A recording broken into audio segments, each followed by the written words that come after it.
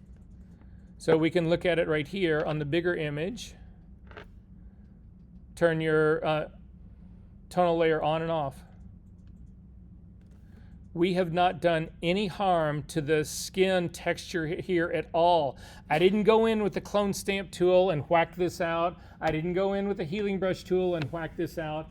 The problem that you run into with all of those brushes is if your retouching is not going to be obvious, you can't use really hard brushes. And wherever you have a soft brush with retouching, we talked about this last week, wherever you have a soft brush with retouching, what you end up doing in the clone stamp tool, all the healing brush tools do the same thing. They actually feather as they go out to the edge. They're a soft brush. And so what ends up happening is that you've got in the center where you're doing your retouching, you're replacing the pixels by 100%.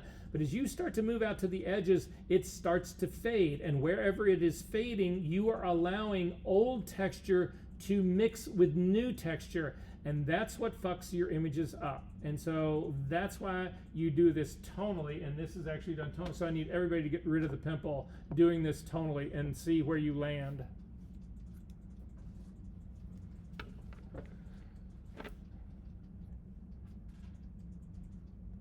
Yes? How hard did you say you brushed it? So again, my brush is completely soft because again, the advantage of this is I'm doing this tonally. So I'm not mixing texture. I am letting the brush, the change that I'm doing fade out, but I'm not changing the texture at all. That's the difference in doing tonal work as opposed to pixel work. That's why we're doing it. Does the smoothing matter? Does what? Smoothing? It says 10% on yours. Oh, no, the smooth, no, not at all. And if this is not working for you, you need to shout out, and I will come over and see if we can't get it fixed.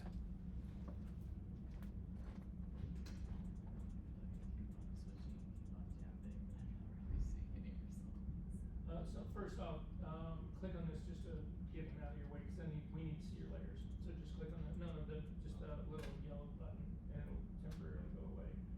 All right, so you are working on your right layer. This is set right, that's set right, that's set right, that's set right. So how much are you tapping? Well, it looks like you've got the dark part's already done. Oh, okay. Right, so then, See much difference on it. oh, if you want to see the difference, again, close that guy back down. You'll see it here. Just turn the eyeball on and off. That white spot's gone. Oh. So now you need to go to your dodging color.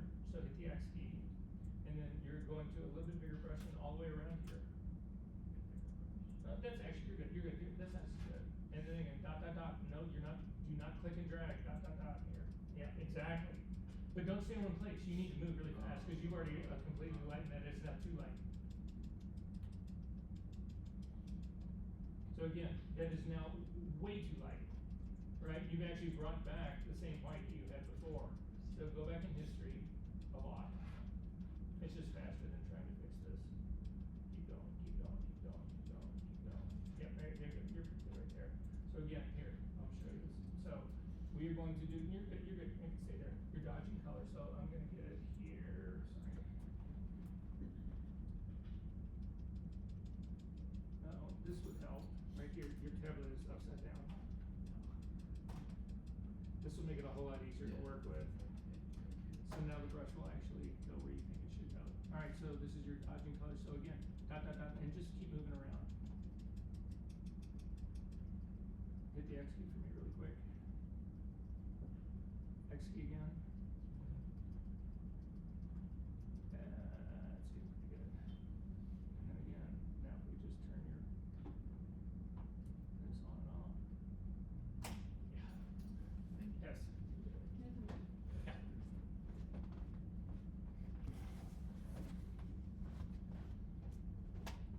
Yeah. What's the purpose of this screen? Is that for not able to watch it? This is not then another view because you've gotten it off of here, right? Turn your eyeball on and off. Yeah, and back on. Yeah, close this. You made a duplicate of this file. That's not what you want. So just get rid of this. You can close it up. It's no good. Yeah, and don't save it. You need to go up to the window, down to arrange, down to new window of this, and slide this over, and this does have that on it. So we. That's the one. Yeah. So move this guy back over to continue that guy can come back over, you can see it's gone on this. And if you scooch this over even more and turn on your eyeball on and off, it shows up. So it's not a duplicate of it's not a duplicate of the file. It's just a new view of the same window. Yes. I don't see much of a difference from mine. It's because there's not much difference in this. Oh yeah, I mean we're not even close to that yet. All right, so here I'm going to show you in your tablet part. All right, so we want to start with your burn color first. So I'm going to hit the X key to make the darker color, and again, dot dot dot dot dot dot dot dot dot, and then X key to go to the surrounding color, because this is now your dodging color. It'll make it a little bit lighter. Make the brush just a touch lighter. Too much right there, so the X key again to bring that back darker again, and then this is your difference. And that center is still too dark, so again, we go back to my dodging color, a smaller brush.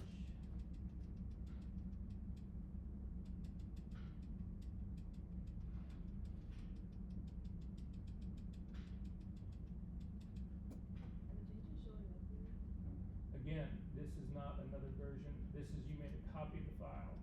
So this guy, you can take this back. You need to close this window. And then to do what you need is you need to come up to the window here, down to arrange, and then over down to new window at the bottom and click on that. That is just click on it. That's not wanting to open up. There you go.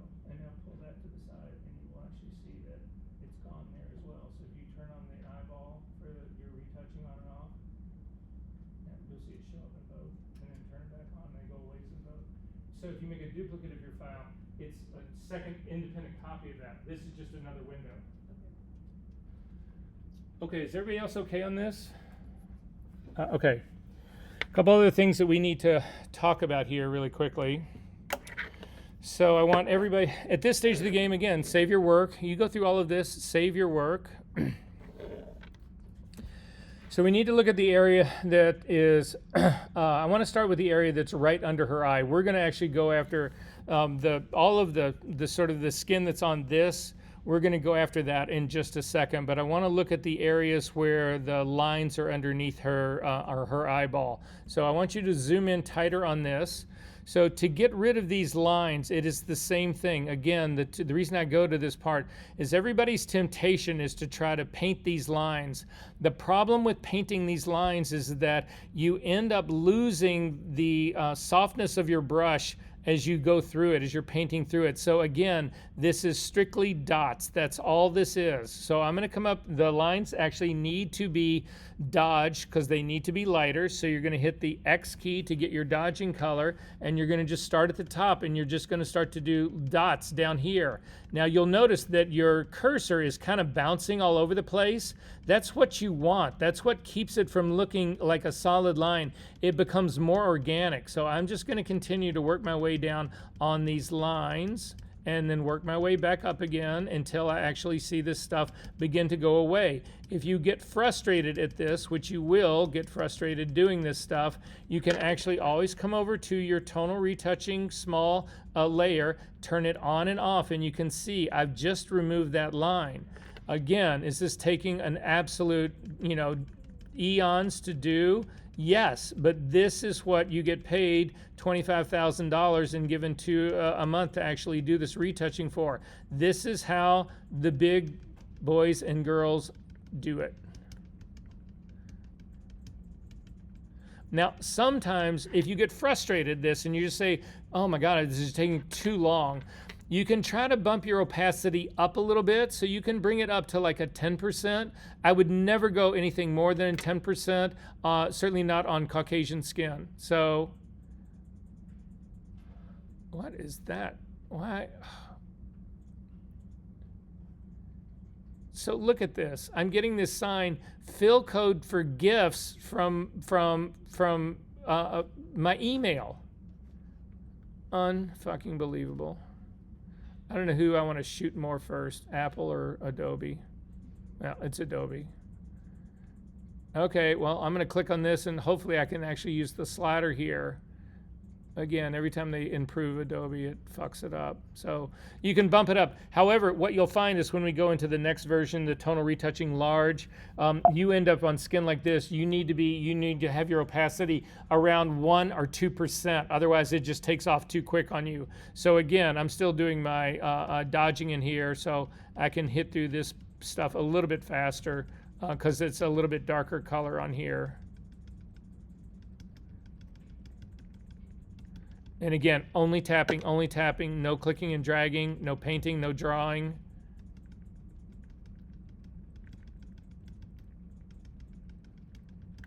And then if we take a look again at a more zoomed out version of this, so, and then turn your tonal on and off again, you can actually see I'm removing all of those lines. It's smoothing out all of that skin. Everything is beginning to look great. Okay, I now need everybody to zoom in right underneath this girl's eye. There's a white dot that's right here. So again, I want everybody to try to retouch that white dot out. So it's going to be your burning color, X key to get the darker one, and then again, I'm going to make my brush slightly larger and just start tapping. And I want you to continue tapping until you get rid of that little white dot.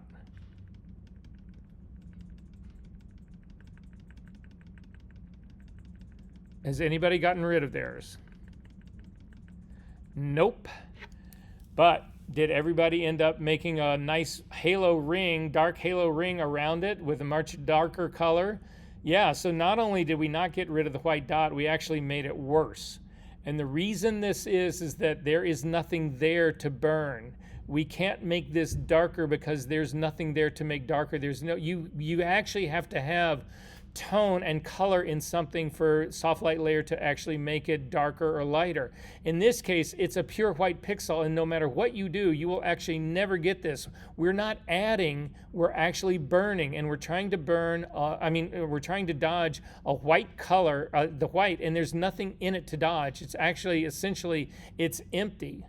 So to see what you've done now, if you hold down your Option key and click on the eyeball of your tonal retouching small layer, you'll actually see the problem. You'll also see everything else that you've done on your image. Look at all of these little dots on my image. This is why it looks natural. This is why it doesn't, this is why you get rid of the line. They lighten up, but it doesn't appear obvious, is because look at how like scattered in millions of dots this is. This resembles how your digital sensor actually is rendering this stuff.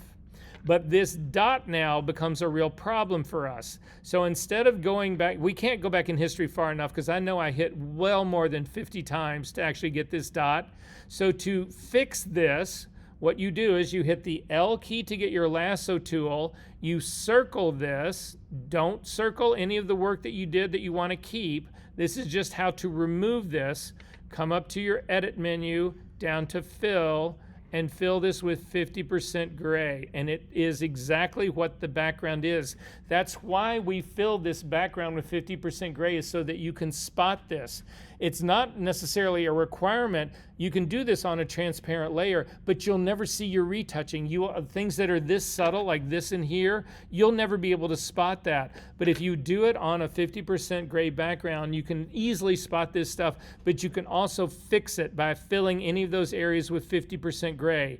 If there was big areas that we needed to do and we wanted to do it instead of just selecting areas and have that happen, you can actually paint with 50% gray. If you want to do that, you are going to lose your dodging and burning color. So I'm just going to lose my dodging color here really quickly. You can click on this to open the color picker, and then click on the middle right here to give yourself a 50% gray, and then you can paint with that. I'm not going to do that because I don't want to rebuild my color. Naya.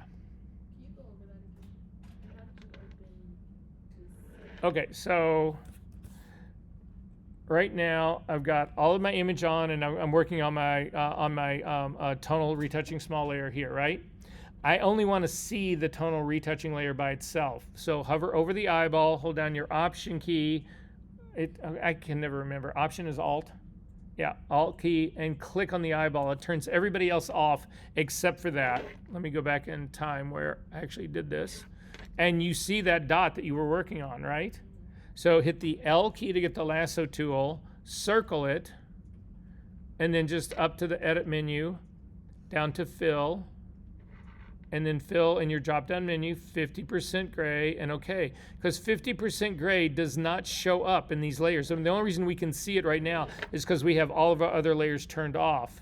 But if you come down and you turn your pixel retouching layer back on, you don't see that gray. But we got rid of the halo that's around that little dot. What did you click in the edit menu? Edit, fill, 50%. yeah. 100% opacity, normal blending mode.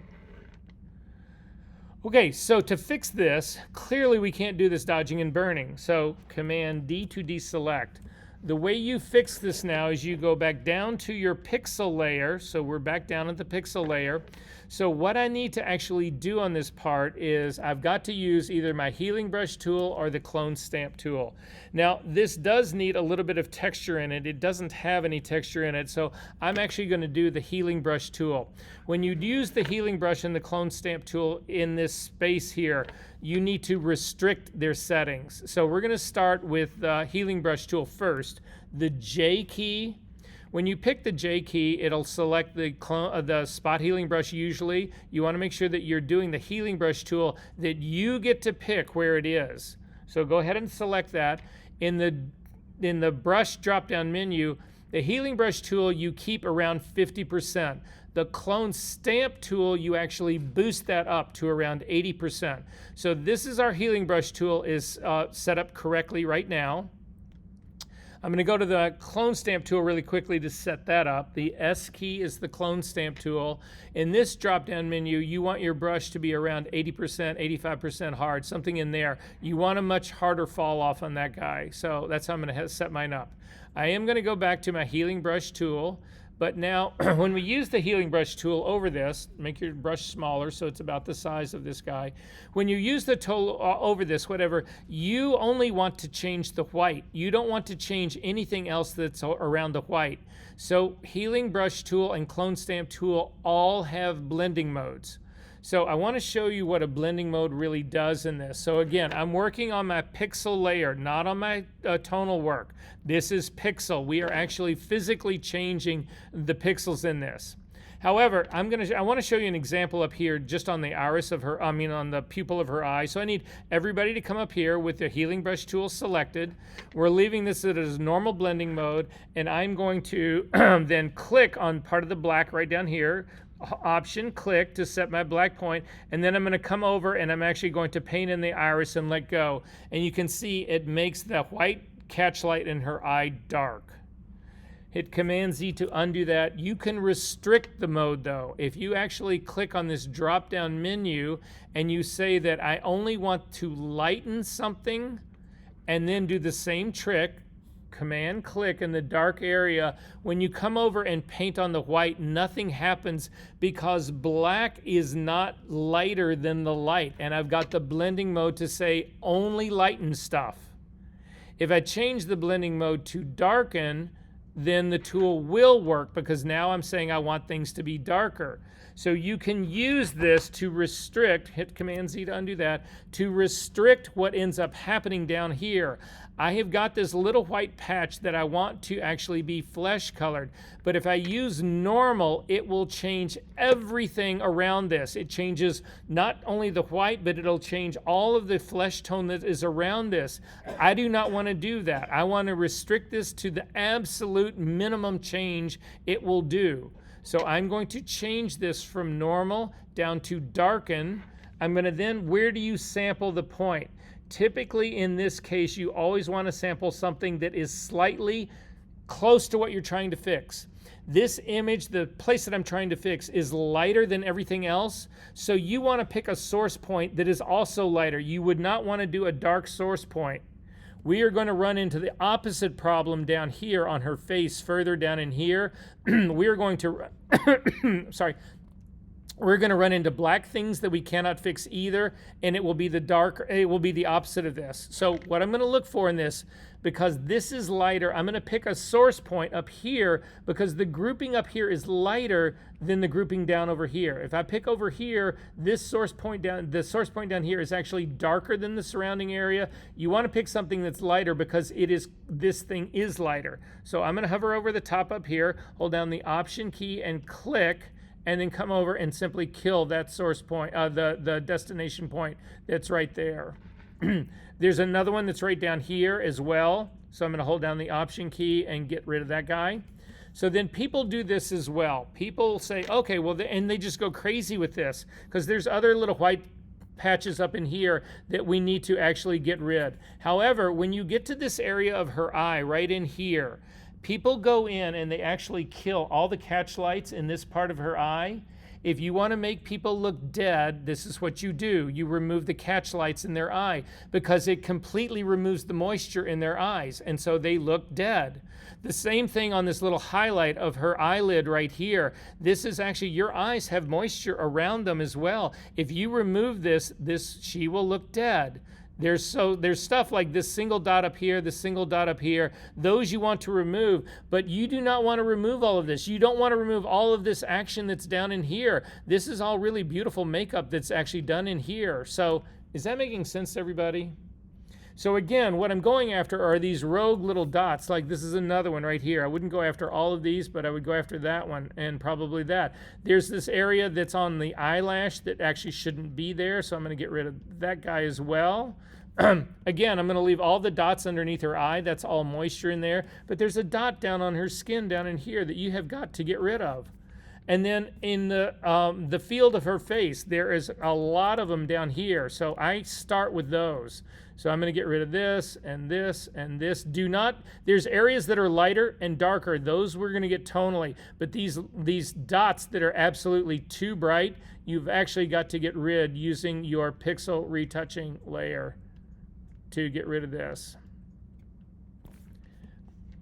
But again, look at my screen. There's only 1, 2, 3, 4, 5 of these dots right in here. All of these light areas in here, you actually need to do tonally. But this can come out, this can come out, this can come out, this one down here, down here, down here, down here. Okay.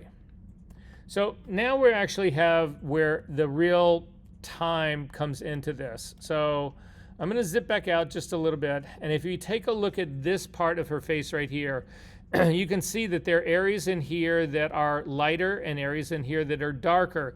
We need to even those tones out. When people start doing this kind of retouching, they can actually overshoot what they do here. So I want everybody to watch me. I'm going to show you how I would attack this guy right now. I am actually going to go back up to my tonal layer at the top. You have to go back. Right now I'm on the healing brush tool. I can't use that. I got to go back to a regular brush. Mine is set at a 9% opacity. I might keep it there. I'll see. I'm gonna try it out, and we'll see how quickly it takes off on us. I do want to have a version of this skin off to the side that's zoomed out, so I'm gonna create that right now.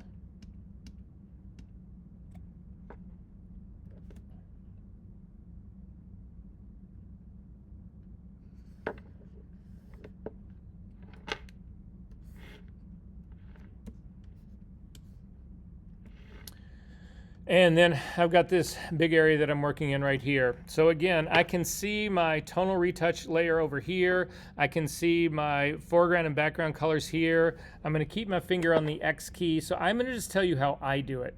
When I first start this work, I actually go after the lighter parts first. So I'm going to do a little bit of burning in here to begin with. So watch what I do here. The trick to this is, you don't want to stay in any one place too long. Matter of fact, you want to move as fast as you can over a given area. So I'll show you what I'm doing. You don't sit here and just keep pounding on this area to get it to blend in. That's not what will work here. You need to keep this really fluid. So it starts out dot, dot, dot, dot, dot, dot, dot, dot, dot, dot, around here, dot, dot, dot, up in here, dot, dot, dot, dot, dot, over here, up into here, dot, dot, dot, dot, dot, dot, dot, dot, dot, dot, dot, dot, dot, dot, dot, dot, dot, dot, moving all around here, and this whole area, this line that's coming up in here, around in here, stop. hit your X key and go to your dodging color and start to go after the darker areas in here. And again, dot, dot, dot, just keep moving fast. Don't stay in any one place long. It's like, well, I'm not gonna say that, never mind. And then you get really frustrated. You say, well, Jesus, you haven't done a thing. Console yourself. Come over here and turn this on and off. And you can see, yes, indeed, I've done quite a bit here. If you actually take a look at the area of this skin over in here, and again, I do the same thing here. Is that completely gone? No, but it's certainly beginning to smooth out. And so you just keep at this. I wish this window wouldn't resize every time I touch it, but.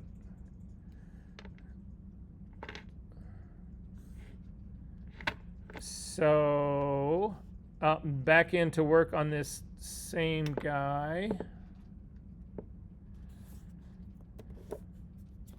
Okay. And again, just start working your way through this. And you guys can actually start working on this right now. I want you to have some sense of what this takes and what it is and is it working. And go back and forth between your dodging and burning pretty quick. Don't stay in any one area too long in here. If you hit a spot that actually won't burn or won't dodge, then you've got to go back to your pixel layer and still do that restricted trick with the clone stamp tool or the healing brush tool.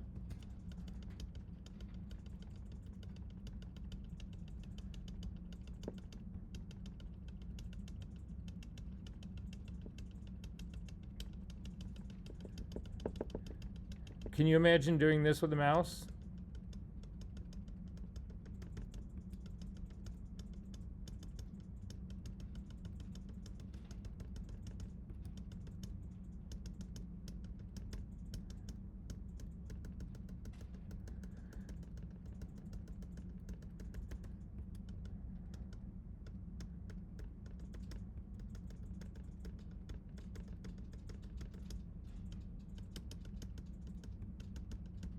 And I know you're thinking this is insanity, but you're not changing the texture of her skin. You're not touching the texture of your skin. You're certainly changing the appearance of it, but you're not changing the texture. Ooh. And then you realize that you do the exact wrong move. Just hit the X key and go back over it.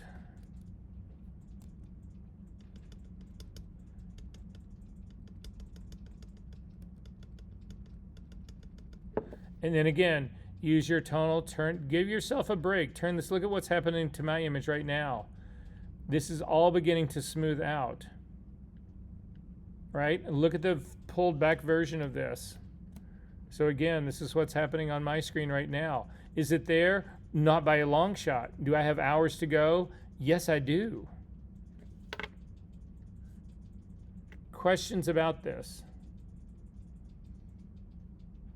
Is this working for you guys?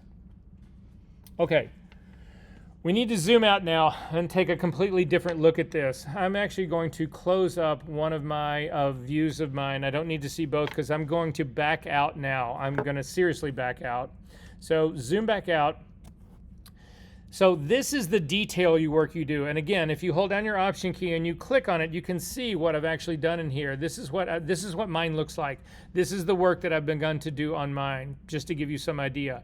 You want this area like that we're working on right now to seem pretty evenly balanced. What some people will do is they'll come in and they'll burn everything down to meet the darker colors, and then you just have a dark stain on the entire side of the girl's face.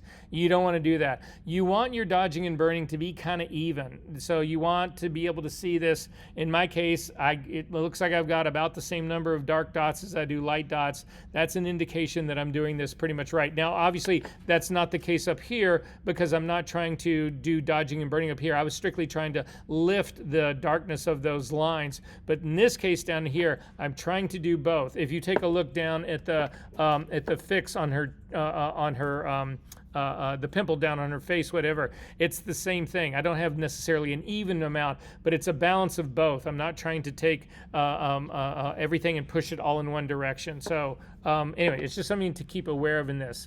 But if you hold, go ahead and click on both your pixel layers to bring the whole image back on, zip back out.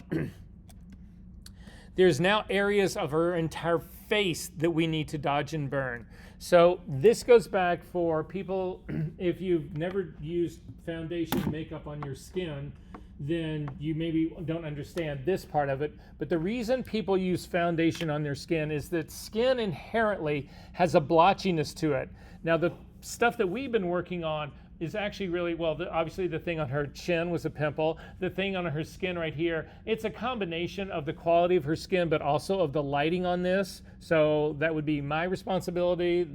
Anyway, but what you've got, skin just in general has got an unevenness to it.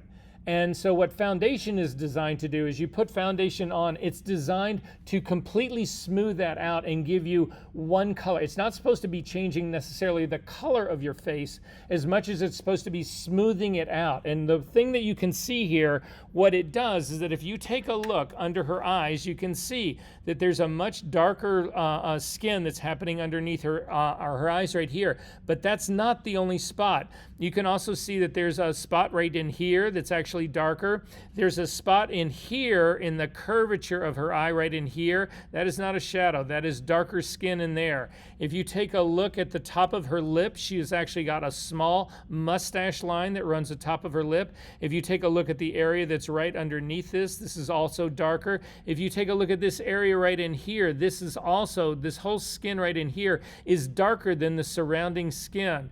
We want to balance those things out. The issue with this is, though, if you do this on the same layer as your small retouching, it's going to take you hours to do the small retouching, and then you come in and you say, okay, well, I'm also going to do the big areas on that small retouching layer. If something goes wrong with you doing these bigger areas, you've destroyed the small retouching part. You have to scratch that layer and start all over again. Nobody in this room wants to do the work you've already done on this, and you've only done 15 minutes of it. So that's why we have a large retouching layer right here. You click on this one to do this bigger area of work. Now the process is the same, but trust me, if you screw this part up and you overdo the large part and you ruin your small part, you will hate your life. So don't do that. Pay attention. So this is how I'm going to go after this part. This, again, it calls for a much lower opacity in your brush. So hit the B key to get a brush, drag your opacity down to, you want to be down like around a 2 or 3% in this, right? You want to definitely be under, 6%. You don't want it, 6% will go too fast on you. So I'm going to try it at 3% and we'll just sort of see how it works. I'm going to go after the mustache line that's right above her top lip first. So I'm going to zoom into this, make your brush larger. And again, it's the same brushes, it's same colors we've been using. It's a dodging color right here, and I'm just going to start to run my way across this. So again, big dots now.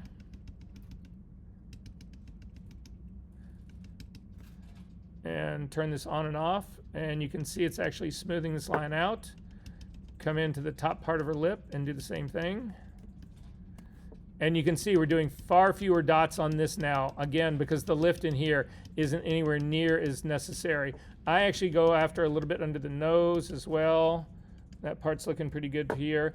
I'm not going to completely eliminate this shadow underneath the line here, but I want to soften it up. So I'm going to just work on I'm going to make my brush a little bit smaller and just kind of work on the upper line just so that it doesn't seem so hard line there. It looks like that this line has just been chiseled in here. So I'm just going to do that to soften the transition. You can also lighten up the bottom part just a little bit. We don't need to completely pull that stuff out and remove it, but I do want to get the transition a little bit softer.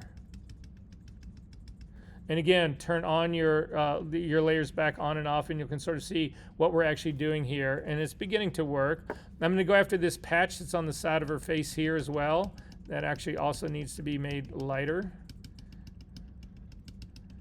And again, just keep your action fast and moving around. If you get a little frustrated in some of these areas, some of this might actually handle getting it back up to a 5 or 6% here, something like that. It might go a little bit quicker in here. Again, keep turning your thing on and off again, because you don't want to be able to obviously see this part that you've made something completely lighter.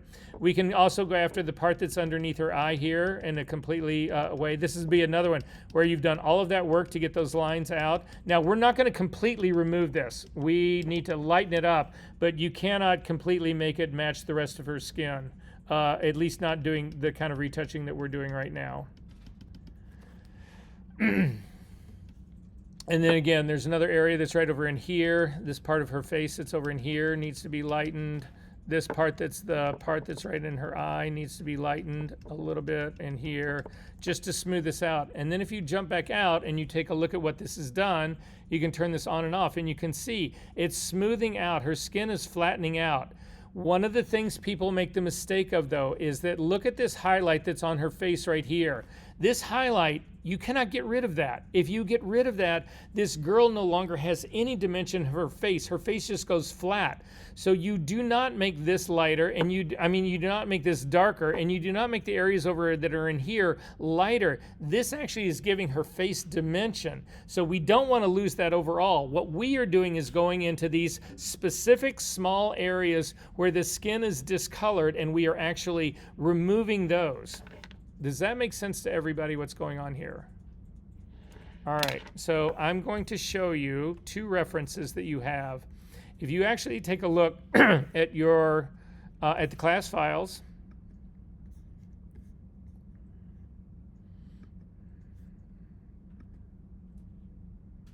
in the assignment folder, there are two PNGs in here. I want to show both of these to you. So I'm going to click on one.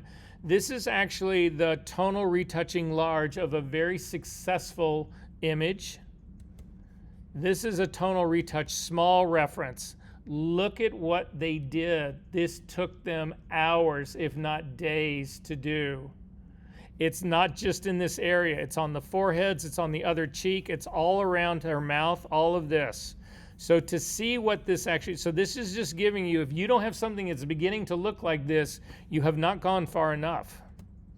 So, and I'm going to show you some examples right now of where this actually worked out well. So hang on one second. Oh, it's in my folder, not yours.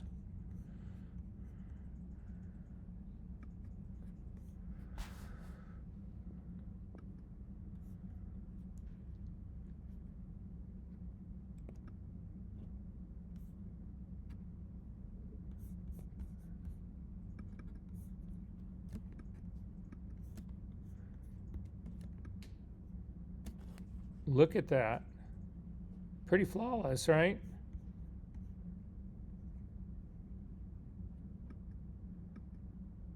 That was all done tonally. This is what this layer looks like.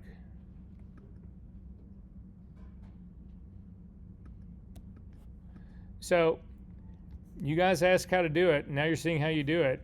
This is what the large one looks like. Look at this. This is even, sometimes the large ones are even more dramatic, but this is the large one. See what it's doing here? It's lightening up these parts. It's softening up the darkness here, but not removing it. It's certainly not removing the highlight that's on her skin right here. All of this was done tonally. Every bit of this is done tonally. So this is, and then she actually goes in this one and added more highlights. So again, you can actually do this. And so if we take a look at this, this is strictly adding highlights here. So what you do with this is actually called contouring. And when you think about contouring, what contouring does, you'll see this also in your folder. So if you take a look at your folder,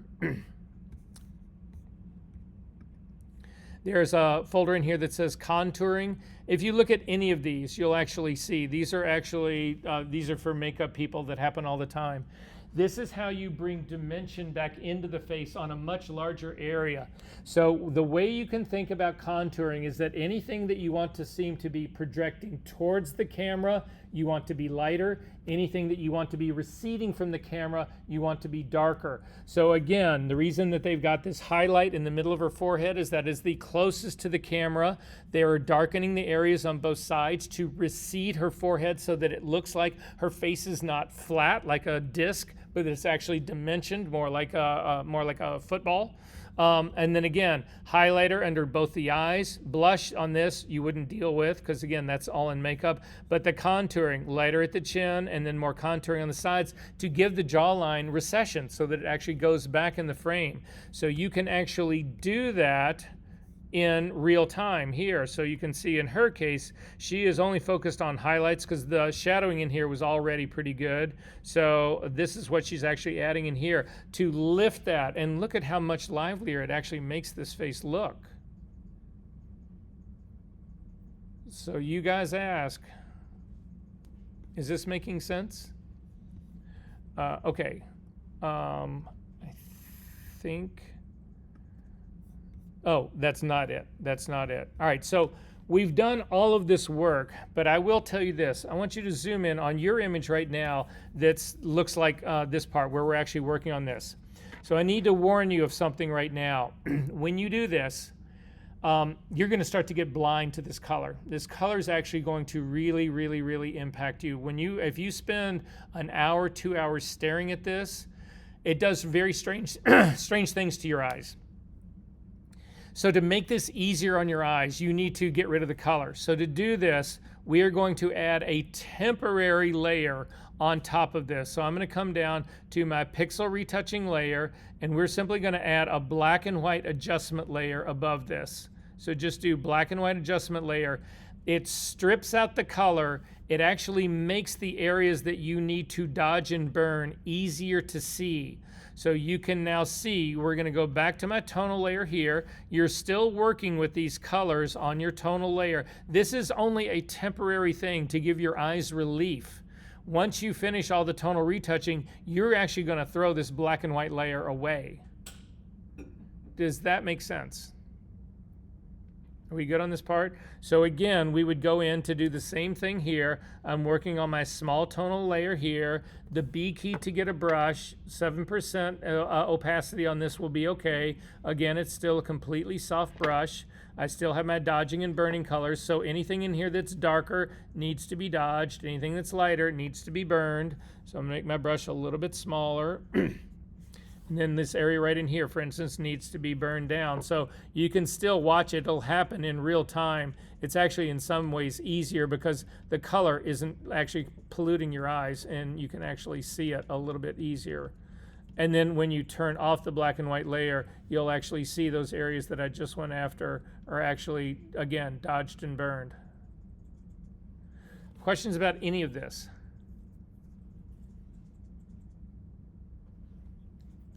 Okay, I'm going to show you one last thing. And go ahead and save this file and close it up. I'm just going to show this to you. It doesn't really apply to this girl per se right now, but actually it might. Let me see something here really quickly. Well, let me kick back out.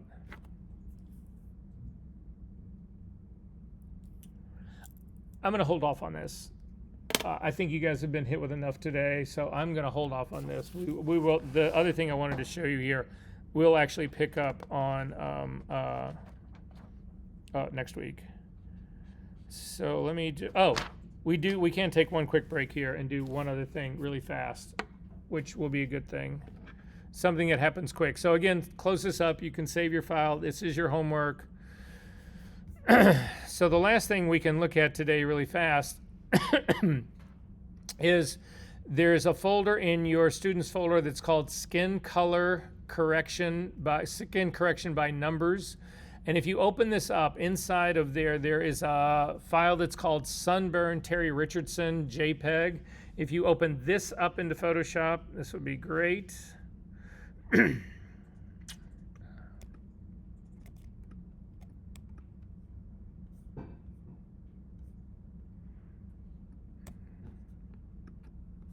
So if you know Terry Richardson's work, there won't be any surprise that it's a picture of this girl in a bra. But that's not what I'm going here for. What I'm going here for is the sunburn and how you would actually get rid of this sunburn. So this part is a huge challenge for us to fix. So I want to show you how, again, we're talking about retouching skin. This would be a way that you would actually deal with miscoloration like this. So there's two strategies that we're going to use in here, and you can decide which one you think is the best one to do.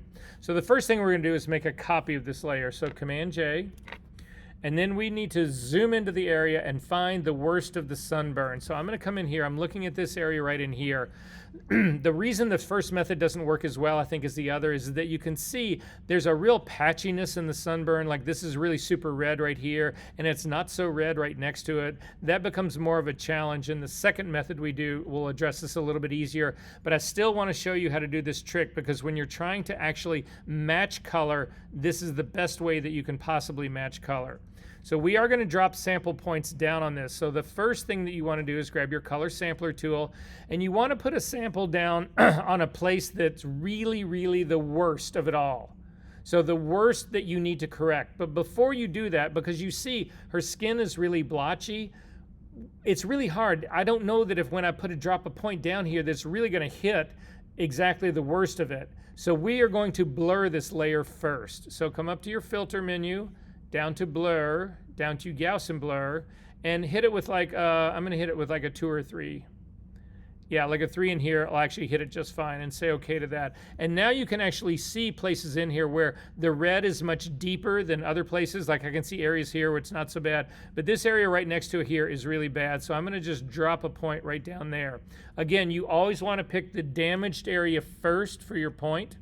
Then I'm going to zip back out, and I need to now pick a place of skin that I want this color to be. So some people would simply go right out to her arm on the right-hand side. You don't want to do that, because her arm, if she was wearing a tank top or short sleeve shirt or something, it can also have sunburn. A safer place to pick a mark is going to be down here on her belly. You want to avoid this super white spot that's right in the middle, but come off to the side. You don't want to go all the way over to the side into the shadow, but you want something general over in here, and just click, and you've got another point down. So I've got 2 points down, and now I'm just going to add a curve on top of this to make points number 1 match the values in points number 2. So we're just going to click on the circle at the very bottom that's half black and half white. Click on it, and we're just going to add a regular curve. When you get on the curve, then look up at your menu now. You'll see your points number 1 and 2. The reason we did point number 1, the damage, is that you'll see I'm going to change this value. I'm looking at the RGB values. I'm going to change. Your color should be close to this, but it won't necessarily be exactly the same. I'm looking at this 245 right here. It needs to match my point number 2, which is 235. So the reason I've got them together, you could do them reverse. It just makes it more difficult when you're looking at it to see where you want to be. So remember, point number 1 needs to equal point number 2. So again, you've got 2 sets of numbers here. The numbers on the left are the before, the numbers on the right are the changes. So we're going to start with the red channel. So click on your drop-down menu, come down to the red channel. We're going to use the targeting adjustment tool. That's the little hand that's right next to the red channel. Click on that. We're going to come over to this number 1 point right here, and we're going to click and drag down. And what we're trying to do is to get that after point for the red right here to read 235, because that is the before point of the area that is good that we want to keep. Did that work for everyone? Okay. I can only say the people not doing this is at serious disadvantage. Go down to your green channel. Still using the targeting adjustment tool. We're reading 170. It needs to be 197. You need to lift this point. Click on it and drag straight up until it reads 197. And then finally go to your blue channel. And again, this 164 needs to be 180. So it also needs to lift. Click on that point, use the targeting adjustment tool, and come up to 180. So now you can see my after points of my point number 1, the area where the sunburn was, is now equal to the before points of this area that I wanted to actually do this on. So the curve is now working for me, but it's working over the entire image. I don't want that to happen. So I'm going to invert the layer mask of this curve, Command I, so this is now dark. I am going to use flow now to actually do this because I want to do this all over, but I want to be able to focus on areas and build more density than other areas. So I'm going to hit the B key to get a brush. Again, I'm working on a layer mask, so I don't have my dodging and burning colors in it. I've got black and white. We are going to paint with white to actually allow the curve to show through. I'm going to make it a much larger brush. I'm going to change it to be a completely soft brush. It already is, so I'm good there. I'm going to change my opacity all the way up to 100%, and I'm going to drop my flow down to like 5%. You'd be shocked at how low you have to have flow going before it'll take off on you. So again, completely soft brush, normal blending mode, 100% opacity, 100% flow. White is your foreground color. I don't like seeing these color control dots when I'm working on this, so Command H will get rid of them. Command H will bring them back, but Command H. And then I'm just going to start to scrub on this in painting, and I'm just moving around real fast. Don't stay in any one place too long. She's got sunburn that's on the very top of her chest as well. Areas that need more, you can stay in there a little bit longer. This area is actually up in here. That part's working pretty good. Up in here needs a little bit more. She has sunburn underneath the part of her bra. It's easier if you turn off your blurred layer now. It's actually done what we need to see, so this way you can actually see what you're really doing better in here. And so this is now what we've actually done in here. Now, this is still a little bit lighter. This is not as, so I need this to be slightly lighter in this area as well. It's not. So what I'm going to do right now, if you hold down your Option key and you click on the eyeball, it'll show, click on the mask, it'll show you what I've done. Areas up, and you can see this made things really too white. If I were to do this over again, I would drop my flow down to 3% to give me much more control. This actually took off of me really pretty fast, although I stay pretty quick on it. So this actually is working for me, but it needs to be lifted. It needs to be lightened up. So the last trick that we're going to do on this is we're going to add another curve on top of this. So just click on, we're going to add another curve on the very top. In this curve, we're going to actually do the quick dodging and burning tricks on curves is to just use blending modes. So I'm going to click on my drop-down menu here, and if you come down to multiply, it makes things darker. If you come down to screen, it makes them lighter. So again, this is too strong. So, I mean, obviously it's blowing everything out. So I'm going to invert this mask again, Command I, and I just need to use this as a quick dodging tool to just lighten this up. I am going to drop my flow down to 3%, 3%. Jesus. You can't do that on a tablet. You just can't change any menu thing. So a 3% on this. And then again, I'm just going to lift this a little bit.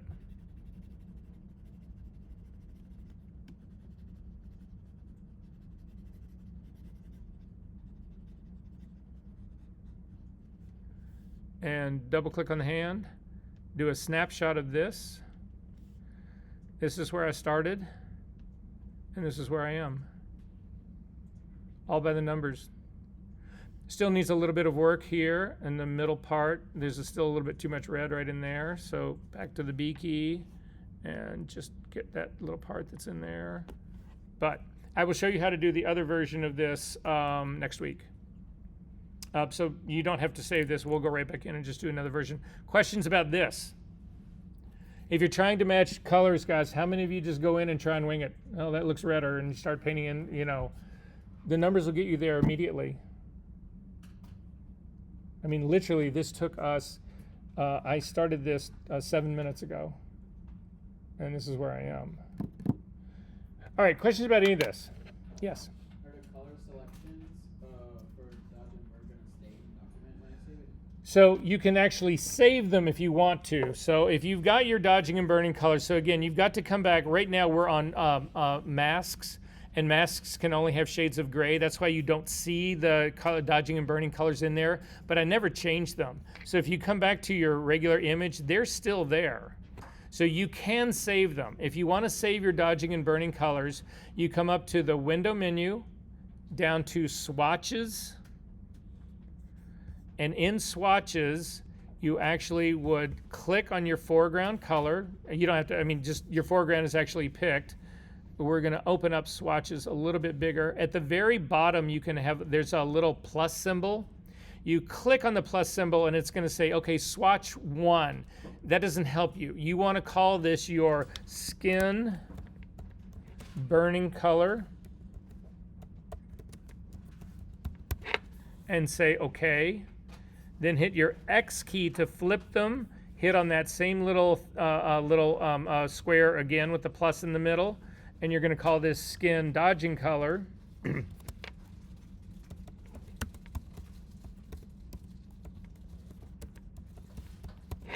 And say okay.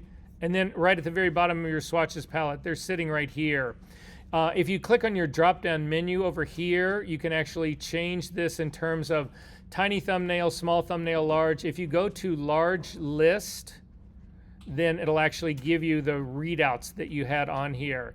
And then if you hit the D key to default your background colors to black and white, and then you want to load this foreground color, you simply click on this to open up the color picker, and then click on your background color and say okay.